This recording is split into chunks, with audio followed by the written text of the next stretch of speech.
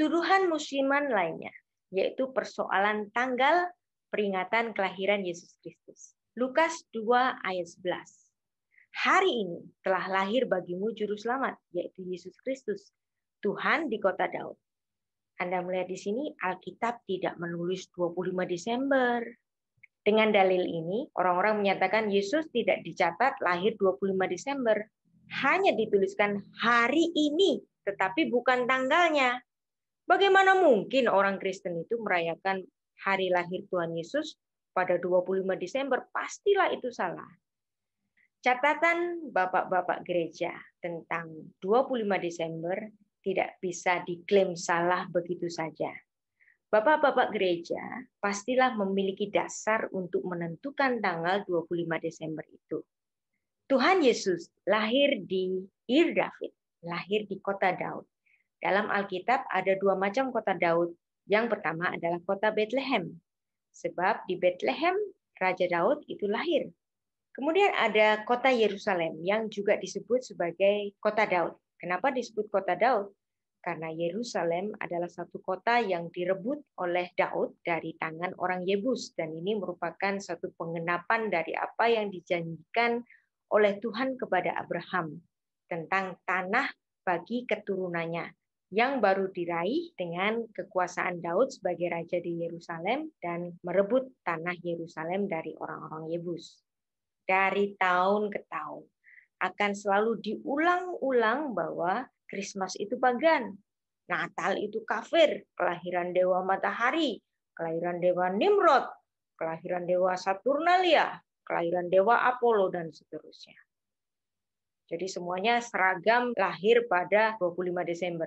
Hal ini menunjukkan bahwa para anti Natal itu sendiri pun bingung yang mana yang ulang tahun 25 Desember. Mitra kah? Apollo kah? Saturnalia kah? Atau dewa matahari? Sol Invictus. Mereka sendiri bingung. Jadi mereka menggabungkan semua dewa-dewa itu pada seragam lahir 25 Desember. Padahal apa yang mereka tuduhkan itu tidak memiliki dasar sejarah. Setiap Desember ada gerakan anti Natal, bombardir propaganda anti Katolik. Mereka mencibir dengan begitu sombongnya bahwa tanggal 25 Desember adalah hari raya kafir. Mereka menuduh gereja purba memilih untuk mengkristenkan suatu perayaan dewa Romawi, dewa matahari. Menurut teori mereka itu, bahwa tanggal Natal baru ditetapkan pada abad keempat Masehi. Tuduhan ini ahistoris, cenderung asal bunyi. Ini berdasar dari fitnah seorang teolog Jerman, yaitu Paul Ernst Jablonski, yang lahir tahun 1693 sampai 1757. Tuduhan Natal sebagai hari raya kafir baru muncul pada abad 18 di bumi Eropa. Padahal catatan sejarah memiliki bukti-bukti awal tentang kelahiran Yesus Kristus jauh sebelum abad keempat Masehi. Ada catatan historis bapak-bapak gereja yang menjadi bukti. Kesimpulannya, tuduhan bahwa Natal berasal dari hari raya kafir adalah tidak benar. Fitnah dari teolog yang tidak paham sejarah ini diteruskan oleh beberapa kelompok Kristen hingga kini.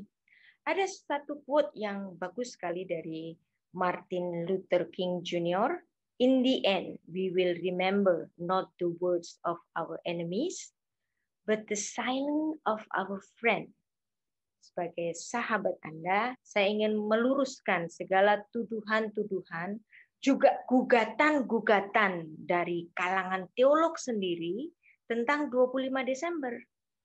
Tuduhan fitnah semacam ini sebenarnya tuduhan yang mengarah pada anti-Katolik. Dan tuduhan itu dibombardir terus-menerus setiap menjelang bulan Desember. Nah, orang-orang Kristen menghadapi bombardir tuduhan-tuduhan semacam ini, ada yang minder dan kemudian ikut-ikutan mengiyakan, termasuk para teolog. Tuduhan anti-Natal dan anti-Katolik dengan dasar Natal ditetapkan oleh Kaisar Konstantin pada tahun 325 pada Konsili Nikea. Natal ditetapkan oleh Paus Julius pada tahun 350 Masehi. Jadi semuanya mengarah kepada abad keempat. Menghadapi cibiran kalangan anti Natal, orang-orang Kristen minder, ikut mengiyakan bahwa Natal adalah hari raya pagan. Nah, ada juga tuduhan, Christmas itu nggak pernah dirayakan pada gereja purba, baru dirayakan secara besar-besaran pada abad keempat oleh Kaisar Romawi. Tuduhannya selalu mengarah ke Kaisar Romawi dan pagan. Kita harus melihat sejarah mengapa di Roma peringatan Natal secara lembaga Gereja Katolik Roma itu baru dirayakan pada abad keempat. Nah, Anda harus melihat sejarah gereja. Karena kekristenan tidak bisa lepas dari sejarah gereja. Mengapa sebelum abad keempat Natal tidak dirayakan di Roma? Kita harus melihat bahwa sejak abad pertama sampai menjelang abad keempat, orang Kristen itu dianiaya di Roma. Penganiayaan pertama di bawah Kaisar Nero tahun 54 sampai 68 Masehi, abad pertama. Rasul Petrus disalib terbalik, Rasul Paulus dipancung. Penganiayaan kedua di bawah pemerintahan Kaisar Domitian pada tahun 81 sampai 96 Masehi. Timotius dipukuli hingga mati. Penganiayaan ketiga di bawah Kaisar Trajan tahun 98 sampai 117 Masehi. Jadi abad pertama sampai menjelang abad kedua ada penganiayaan. Kemudian penganiayaan keempat di bawah Kaisar Marcus Aurelius Antonius tahun 162 sampai 180 Masehi. Justinus Martir dipancung. Penganiayaan kelima dimulai Kaisar Lucius Septimus Severus tahun 193 sampai 211 Masehi. Abad kedua pun orang Kristen di Roma dianiaya.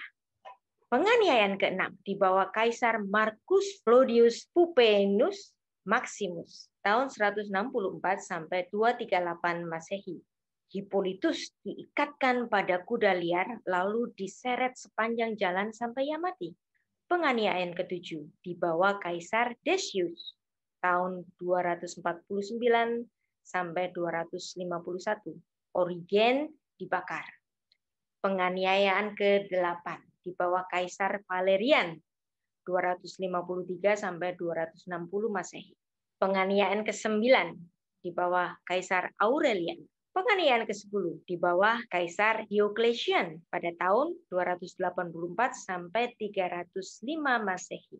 Anda lihat di sini, sejak abad pertama sampai menuju ke abad keempat, orang-orang Kristen di Roma itu dianiaya. Dari latar belakang ini kita dapat melihat mengapa Natal tidak dirayakan secara lembaga. Pada gereja mula-mula bahkan tidak ada liturgi gereja. Bagaimana ada liturgi gereja? Karena mereka dikejar-kejar. Mereka hanya dapat beribadah di katakombe seperti ini. Apa itu katakombe? Katakombe adalah kuburan-kuburan di bawah tanah. Jadi sebelum abad keempat, kekristenan tidak memiliki liturgi. Belum ada musik gereja tentu saja, karena mereka ibadah dengan sembunyi-sembunyi. Daniel Robes, seorang sejarawan dari Prancis, mengatakan bahwa masa penganiayaan gereja di Roma sampai keluarnya Edik Milan tahun 313 yang memberikan kebebasan beragama pada gereja. Sebelum Edik Milan, gereja di Roma telah merayakan Natal secara sembunyi-sembunyi di katakombe, makam bawah tanah yang ada di Kekaisaran Romawi. Jadi walaupun secara liturgi gereja, secara lembaga, Natal dirayakan secara besar-besaran pada abad keempat, namun demikian peringatan kelahiran Yesus Kristus tidak dimulai pada abad keempat Masehi. Jauh sebelum itu, Gereja Purba telah memperingati kelahiran Yesus Kristus pada 25 Kislev, yaitu hari raya Hanukkah, sebagaimana tertulis pada dokumen Gereja Koptik di Daskalia pada tahun 189 Masehi. Kekristenan tidak boleh lepas dari sejarah gereja. Kekristenan tidak tercabut dari sejarah gereja sampai hari ini. Ada sumber historis gereja purba bahwa Natal 25 Desember atau Natal pada tanggal 6 atau 7 Januari kalender Julian adalah Hanukkah 25 Kislev kalender Yahudi. Natal 25 Desember dipersoalkan oleh sebagian teolog. Sebagian teolog menyalah-nyalahkan Bapak Gereja. Nah, ini kan aneh. Kekristenan tidak tercabut dari sejarah gereja. Demikian juga catatan dari Bapak Gereja menjadi acuan bagi kita untuk melakukan ibadah hari ini. Buktinya kita menggunakan Alkitab Perjanjian Baru, di situ terdapat 27 kitab-kitab yang dikanonisasi oleh Bapak-Bapak Gereja. Jadi Alkitab itu adalah karya dari Bapak Gereja. Maka menjadi orang Kristen tidak boleh tercabut dari sejarah gereja. Tidak boleh melepaskan diri dari karya dari Bapak Gereja. Karena kitab suci yang kita baca adalah karya kanonisasi dari Bapak-Bapak Gereja yang mengumpulkan tulisan-tulisan dari Rasul Kristus. Memilah-milah yang mana yang benar, yang mana yang tidak benar. Ada banyak sekali Injil-Injil apokrifa atau Injil-Injil dari nama-nama palsu yang beredar. Perjanjian Baru kita percaya sebagai kumpulan dari firman Tuhan. Dan yang mengumpulkannya ini adalah Bapak-Bapak Gereja. Maka kita tidak dapat melepaskan diri dari Bapak Gereja. Karya mereka berlaku hingga sekarang, termasuk doktrin Trinitas, termasuk kanonisasi Alkitab, termasuk disimpannya naskah-naskah bahasa asli Alkitab. Maka kita harus menghormati karya dari Bapak-Bapak Gereja dan menghormati gereja-gereja yang menjadi saudara tua dari kita, yaitu Katolik Roma dan Ortodoks. Karena kekristenan tidak tercabut dari sejarah gereja. Alkitab bukan sekedar buku iman. Alkitab itu sekaligus catatan sejarah. Mulai dari Adam, Abraham, Yesus Kristus, dan berdirinya gereja, itu semua adalah sejarah. Maka Alkitab bukan sekedar buku iman. Terlebih dari itu, Alkitab adalah catatan sejarah. Apapun yang ada di Alkitab kita adalah catatan sejarah. Kelahiran Yesus Kristus adalah catatan sejarah. Silsilah Yesus Kristus adalah catatan sejarah. Kematian Yesus Kristus adalah catatan sejarah. Eksistensi gereja adalah catatan sejarah. Dan kita berhutang banyak dengan para bapak gereja. Jadi adalah aneh jika seorang teolog atau seorang dosen STT, seorang yang sudah lulus S3, masih mempersoalkan catatan bapak gereja, menyalah-nyalahkan apa yang ditulis oleh bapak gereja. Alkitab yang kita baca, kanonisasinya adalah karya dari bapak gereja. Ada sebagian teolog yang menggugat 25 Desember sebagai hari kelahiran Yesus. Sebenarnya catatan mengenai kelahiran Yesus 25 Desember itu jauh sebelum abad keempat Masehi. Sebagian teolog Barat, termasuk teolog Indonesia yang berkiblat di Barat, para penuduh bahwa Natal adalah perayaan dewa pagan, selalu mendasarkan tuduhannya bahwa Natal pagan ini dimulai dari abad keempat Masehi. Tuduhan bahwa Natal itu pagan sebenarnya baru muncul pada abad 17 atau abad 18. Fakta sejarah dengan jelas membuktikan bahwa upaya untuk menghitung perayaan Natal sudah dimulai dari era sejarah gereja yang paling awal. Irenaeus dalam bukunya Adversus Hereses melawan para bidat pada tahun 189 Masehi menuliskan bahwa pembuahan bayi Yesus Kristus terjadi oleh karena ketaatan perawan Maria. Dalam bukunya Adversus Heresus 3:224, ikatan ketidaktaatan Hawa dilepaskan oleh ketaatan Maria. Apa yang terikat oleh ketidakpercayaan Hawa dilepaskan oleh iman Maria. Gereja secara tradisi merujuk tanggal 25 Maret, yaitu tanggal di mana dia disalibkan. Dan itu terkait dengan hari konsepsi Roh Kudus menaungi Maria. Kalau tanggal Annunciation itu 25 Maret, 9 bulan kemudian lahirlah Sang Mesias. Maka akan ketemu tanggal 25 Desember. Nah, ini ada dalam catatan Hippolytus of Rome, Commentary of Daniel, yang ditulis pada tahun 204 Masehi. Siapa itu Hippolytus? Hippolytus adalah murid dari Irenaeus. Siapa itu Irenaeus? Irenaeus adalah murid dari Polikarpus. Siapa itu Polikarpus? Polikarpus adalah murid dari Rasul Yohanes, Rasul Kristus. Nah, jadi catatan Hippolytus mengenai 25 Desember yang berkaitan dengan hari konsepsi 25 Maret sudah dicatat pada sejak awal abad kedua.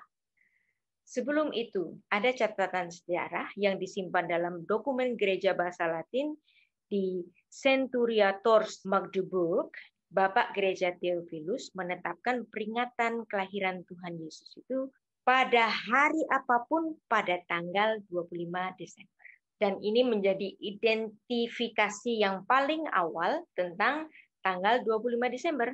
Theophilus adalah uskup di Kaisaria. Di mana itu Kaisaria? Kaisaria adalah Israel sebelah utara. Jadi pada tahun 160 Masehi, hari Natal 25 Desember sudah dirayakan di tanah Israel. Dari apa yang kita bahas ini, kita sudah mendapatkan dua catatan dari Bapak Gereja. Yang pertama dari Hippolytus yang mengaitkan 25 Maret dengan 25 Desember. Dan kemudian yang kedua adalah Theophilus dari Kaisarea yang merayakan 25 Desember sebagai hari kelahiran Kristus pada tahun 160 Masehi. Dan kita masih akan mempelajari banyak sekali bukti-bukti tentang 25 Desember sebagai hari kelahiran Kristus.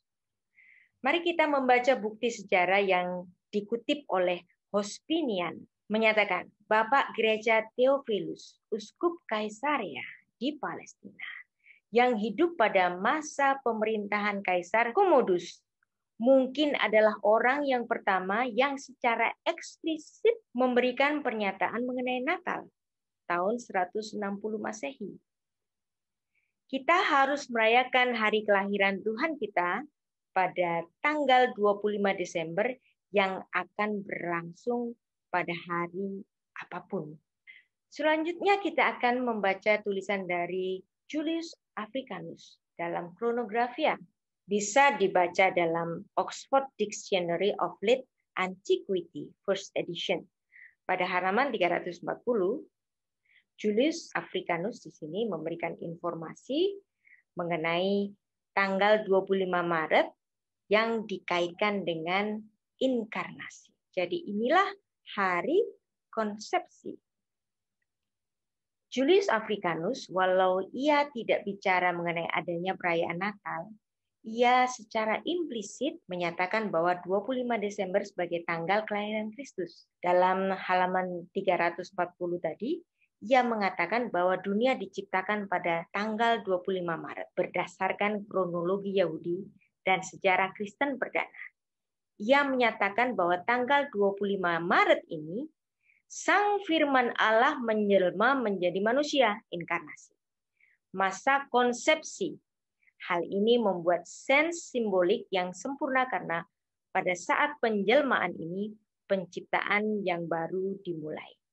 Berdasarkan Julius Africanus, karena Sang Firman Allah telah menjelma menjadi manusia sejak masa dia dikandung oleh perawan Maria, hal ini berarti 9 bulan setelah 25 Maret, Sang Firman Allah telah menjadi manusia, lahir pada 25 Desember. Jadi sejauh ini kita sudah mendapatkan 3 catatan. Yang pertama adalah Hippolytus, yang kedua adalah Theophilus dari Kaisarea yang merayakan 25 Desember sebagai hari kelahiran Kristus, dan yang ketiga adalah Julius Africanus. Joseph Ratzinger adalah Paus Benedictus. Dalam karyanya yang berjudul Theology of the Liturgy, berdasarkan catatan dari bapak-bapak gereja tadi, bahwa tanggal 25 Maret adalah hari creation, hari penciptaan. Yang kedua adalah hari Annunciation. Yang ketiga adalah hari Kalvari. Pada tanggal yang sama. Catatan Joseph Ratzinger ini bukan tanpa bukti. Joseph Ratzinger adalah seorang historian. Dia seorang profesor. Dia sangat paham sejarah. Dia mempelajari tulisan-tulisan dari Bapak Gereja yang bukan hanya satu orang, tetapi banyak sekali yang merujuk bahwa 25 Desember adalah hari kelahiran Kristus. Natal 25 Desember dipersoalkan. Pendapat yang juga beredar di Indonesia ini bahwa Natal diadopsi dari perayaan pagan baru muncul pada abad 17 dari kalangan Puritan, Presbyterian, dan kemudian diteruskan pada abad 18 yang mulanya dari tuduhan Paul Ernest Jablonski bahwa Natal adalah kelahiran dari Sol Invictus. Natal adalah kelahiran dari Dewa Matahari tak terkalahkan. Natal 25 Desember sangat banyak difitnah dengan mitos-mitos. Saturnalia Romawi, Solus Invicti Romawi, Dewa Mitra Persia, dikaitkan sama-sama lahir 25 Desember. Bahkan ada yang masih menambah-nambahkan. Misalnya Nimrod juga lahir 25 Desember, Apollo juga lahir 25 Desember.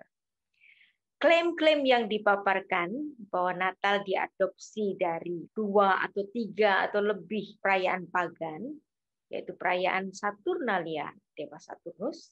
Kalau dikatakan bahwa mereka itu semua seragam 25 Desember, ini menunjukkan bahwa kaum anti Natal itu sendiri juga kebingungan. Yang mana sih yang lahir 25 Desember?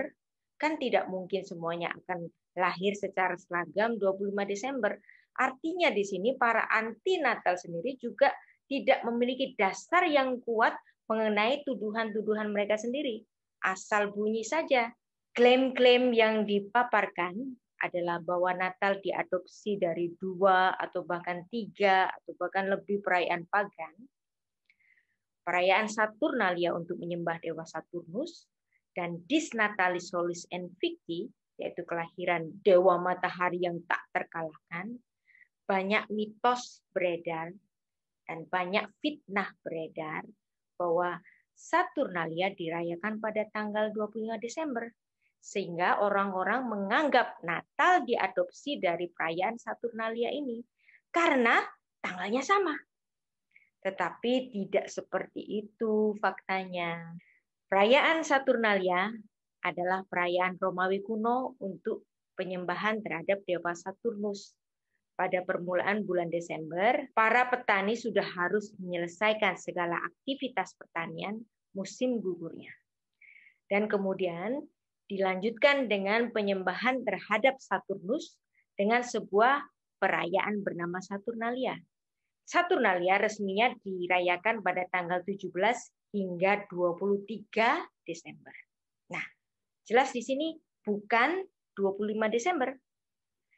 Kaisar Agustus menguranginya menjadi 3 hari sehingga instansi-instansi sipil tidak perlu tutup lebih lama dari seharusnya. Kemudian Kaisar Caligula menambahkan menjadi 5. Terakhir, Kaisar Claudius mengembalikan perayaan ini seperti semula. Jadi, perayaan Saturnalia ini tidak ada hubungannya dengan 25 Desember. Mengapa dikatakan Natal diadopsi dari Saturnalia? Tidak ada tanggal 25 Desember sebagai perayaan Saturnalia ini.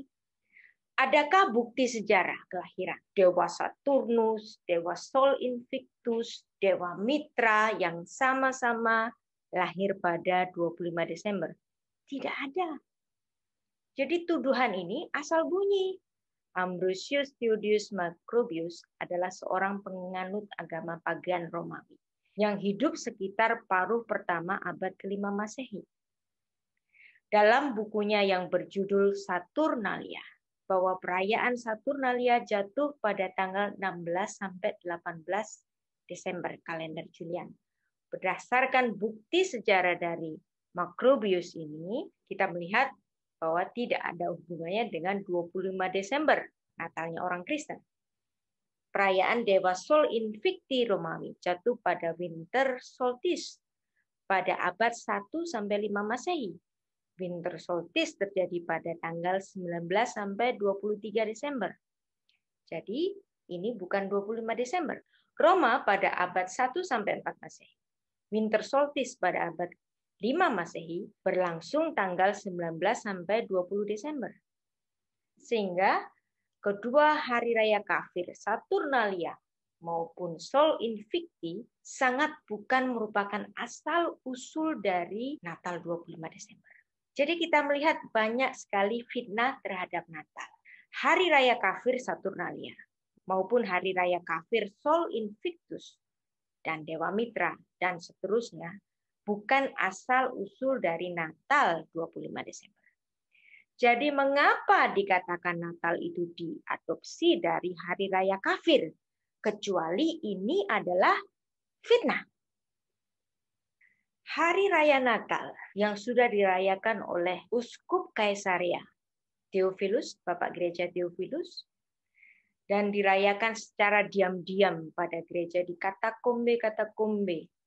Kemudian setelah Edik Milan pada tahun 313 yang dimana agama Kristen menjadi agama negara dan orang Kristen dapat beribadah secara bebas. Kemudian perayaan ini baru diikuti oleh Gereja Katolik Roma pada masa Paus Julius yang pertama. Yang kemudian hari dikonversikan menurut kalender matahari versi Gregorian 25 Desember. Pada akhir abad keempat, Uskup Epifanius dari Salamis, salah satu sejarawan gereja, memberikan kronologi kehidupan Tuhan Yesus Kristus di mana menurut kalender Julian, tanggal 6 Januari adalah hari kelahiran Tuhan dan tanggal 8 November adalah hari pembaptisan Tuhan di Sungai Yordan. Gereja-gereja timur menggunakan kalender Julian dan merayakan hari raya Natal pada tanggal 6 atau 7 Januari untuk menjawab keraguan beberapa orang Kristen sendiri. Bahwa Natal itu bikin-bikinan dari Katolik Roma yang baru dirayakan pada abad yang keempat Masehi. Kita harus kembali melihat bagaimana gereja itu dianiaya di bawah pemerintahan Kaisar-Kaisar Romawi. Bahwa sejak abad yang pertama sampai menjelang abad yang keempat, orang-orang Kristen di Roma dianiaya. Sehingga perayaan secara liturgi gerejawi tentu saja kemudian dirayakan setelah Edik Milan. Akhir abad ketiga merupakan keruntuhan Kekaisaran Romawi Barat. Semenjak Kaisar Diocletian membagi wilayah kekaisaran menjadi dua. Romawi Barat yang berlokasi di kota Milan dan Romawi Timur yang berlokasi di Konstantinopel. Awalnya kedua bagian kekaisaran tersebut hidup berdampingan dengan rukun. Namun menjadi saling perang akibat adanya perebutan sumber daya alam maupun perkara bantuan militer. Seiring berkembangnya masalah terkait dua bagian kekaisaran tersebut, terjadi pula konflik antara kekaisaran timur yang berbahasa Yunani dan kekaisaran barat yang berbahasa Romawi, terkait dengan ketidakseimbangan kekayaan, di mana wilayah Romawi Timur hidup lebih makmur dibanding dengan orang-orang di Romawi Barat. Keadaan itu pula yang mendorong suku barbar dari Jerman menginvasi Romawi Barat yang menyebabkan keruntuhan kekaisaran selamanya. Di tahun 410, Alaric, Raja Visigoth, berhasil menguasai wilayah kekaisaran Romawi Barat. Selama beberapa tahun selanjutnya, kekaisaran ini berada di bawah kekuasaan bangsa Goth, sehingga pada tahun 455, kota abadi ini kembali diserang oleh kelompok Vandal, yang juga berasal dari Jerman Timur. Kemudian pada tahun 476, pemimpin Jerman Odoacer melakukan aksi pembantaian dan berhasil melengsarkan Kaisar Romulus Augustulus. Tahun itu kemudian disebut-sebut sebagai tahun runtuhnya Kekaisaran Romawi Barat. Sekarang kita mencoba memahami apa itu Edik Milan. Edik Milan adalah suatu keputusan yang dikeluarkan oleh Kaisar Konstantinus Agung Pada tahun 313 Masehi, dalam keputusan ini, Kaisar memberikan kebebasan kepada rakyatnya dalam beragama dan beribadah. Umat Kristen yang pada awalnya selalu dianiaya dan terdiskriminasi, mereka memperoleh haknya untuk berkembang dan diakui, bahkan nantinya pada tahun 380 Masehi menjadi agama resmi Kristen Ortodoks yang merupakan keputusan penerus dari Konstantinus, yaitu Kaisar Theodosius. Kristen menjadi lembaga gereja dan berkembang dengan pesat, baik dalam lembaga maupun dalam praktek keagamaan dan fasilitasnya. Pembangunan gereja terjadi secara megah dan besar-besaran. Struktur peribadatan mendapatkan bentuk yang lebih meriah karena ada unsur-unsur upacara kekaisaran yang dimasukkan dalam liturgi gereja. Para pejabat gereja mendapatkan jaminan sosial dari kaisar. Dalam tradisi Kristen, Edik Milan ini dikenal memiliki sumbangan yang besar terhadap sejarah kekristenan, dimanapun orang-orang Kristen diperbolehkan hidup di wilayah kerajaan Romawi. Dan kita masih membaca catatan dari sejarah gereja, bapak-bapak gereja yang merayakan 25 Desember sebagai hari kelahiran Kristus, yaitu Saint Gregorius dari Nazianzus, bapak gereja dan uskup, tinggal di daerah Seleukia di Isauria atau yang sekarang jadi wilayah dari Turki. Ia merayakan Natal untuk pertama kalinya di Konstantinopel pada tanggal 25 Desember tahun 379.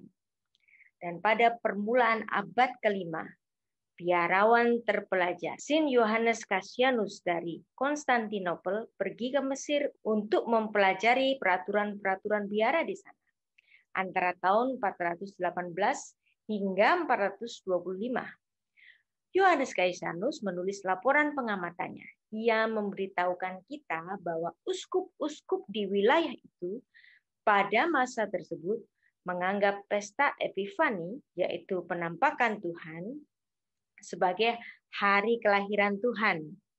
Dan tidak ada perayaan terpisah dalam menghormati kelahiran Tuhan. Dia menyebut hal ini sebagai tradisi kuno. Kebiasaan lama ini segera memberi jalan bagi tradisi baru. Sementara mengunjungi Saint Cyrillus, Patriark Alexandria, Uskup Paulus dari Emesa berkhotbah pada perayaan kelahiran Tuhan Yesus pada 25 Desember tahun 432 Masehi. Natal telah diperkenalkan kepada Mesir sebelum waktu kunjungan ini. Dapat dikatakan sekitar 418 dan 432 Masehi, dan peristiwa ini menjadi bukti kuat berdasarkan kalender yang telah ada. Yohanes Chrysostomus bukan orang yang pertama merayakan Natal 25 Desember. Kita sudah mempelajari semuanya bahwa sejak Hippolytus, sejak Theophilus dari Kaisarea, Julius Africanus, dan seterusnya merujuk 25 Desember adalah hari kelahiran Yesus Kristus. Yohanes Chrysostomus, Bapak Gereja dan Uskup, berkhotbah di Antioquia, Syria pada tahun 20 Desember 386, dan karena kefasihan pewartaannya, ia berhasil mengajak umat beriman untuk menghadiri Natal 25 Desember tahun 386. Sejumlah besar umat beriman hadir di gereja ketika Natal dirayakan. Pada pengantar khotbah, ia mengatakan, ia berharap dapat berbicara kepada mereka mengenai perayaan Natal yang telah menjadi kontroversi besar di Antioquia. Jadi kontroversi mengenai Natal ini bukan hanya terjadi pada tahun-tahun ini, termasuk pada tahun 386 Masehi. Ribuan tahun sebelum kita lahir, bukan? Nah, dia mengusulkan kepada para pendengarnya untuk menghormati dan merayakan Natal dengan 3 dasar. Pertama, karena Natal telah menyebar dengan cepat dan pesat dan telah diterima dengan baik di berbagai daerah.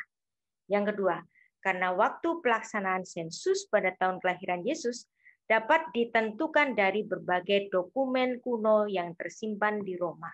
Dan yang ketiga, waktu kelahiran Tuhan Yesus dapat dihitung dari peristiwa penampakan malaikat pada Zakaria, ayah Yohanes Pembaptis di Bait Allah.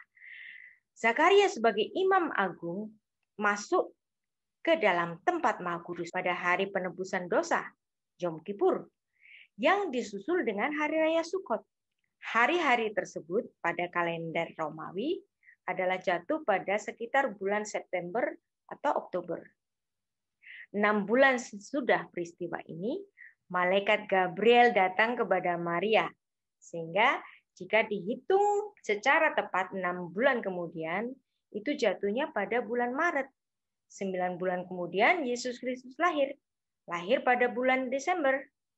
Cocok dengan tulisan dari Bapak Gereja sebelumnya, Hippolytus Julius Africanus. Juga apa yang dilakukan oleh Uskup Kaisarea yaitu Theophilus. Yohanes Chrysostomos menyimpulkan khotbahnya dengan sanggahan telak terhadap orang-orang yang menolak bahwa Sang Allah telah menjadi manusia dan tinggal di dunia. Yohanes dengan bukti-bukti tersebut menyimpulkan khotbahnya untuk menyanggah terhadap orang-orang yang menolak kelahiran Yesus Kristus 25 Desember. Dan khotbah Yohanes Chrysostomos ini dengan mengacu bahwa perayaan atau peringatan kelahiran Yesus sudah dirayakan atau sudah diperingati oleh gereja-gereja lainnya.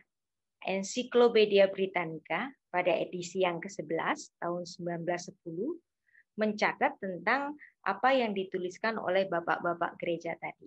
Karena tulisannya kecil-kecil, maka saya coba besarkan sebagian yang penting. Kita bisa melihat pada Ensiklopedia Britannica ini mencatat adanya Theophilus yang sudah merayakan Natal.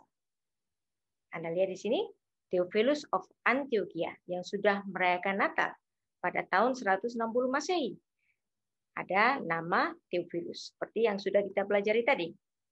Ensiklopedia Britannica ini juga mencatat catatan dari Hippolytus. Catatan Hippolytus itu mengacu pada 25 Maret yang kemudian dapat dihitung 9 bulan setelahnya mengacu pada 25 Desember. Ini ada dalam catatan Ensiklopedia Britannica pada edisi yang ke-11 tahun 1910. Tapi naskah ini menjadi berbeda dengan ensiklopedia pada zaman sekarang yang menyisipkan adanya polemik Natal. Nah, kalau Anda membuka website Ensiklopedia Britannica sekarang, memasukkan ide mengenai polemik 25 Desember. Termasuk polemik mengenai Christmas itu pagan. Jadi ada perubahan catatan yang bisa kita lihat di sini. Antara catatan pada edisi ke-11 tahun 1910 dengan catatan Ensiklopedia Britannica pada zaman sekarang yang sudah memasukkan ide-ide Christmas pagan dan serangan-serangan terhadap Natal itu yang tidak terjadi pada 25 Desember.